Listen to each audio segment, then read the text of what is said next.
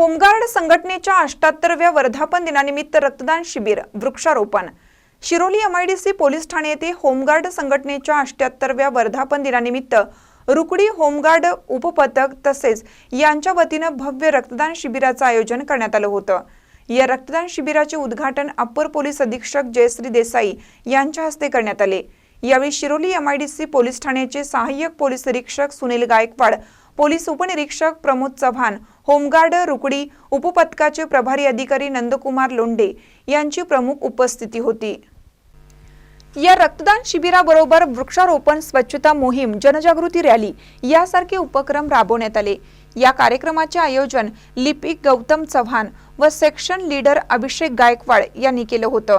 या रक्तदान शिबिरात होमगार्ड स्टाफ व पोलीस स्टाफ यांनी उत्स्फूर्तपणे रक्तदान केले। तसेच इतर सर्व उपक्रमामध्ये सहभाग घेतला। रक्तदान केलेल्या व्यक्तींना प्रमाणपत्र व बॅग भेट वस्तू म्हणून देण्यात आली।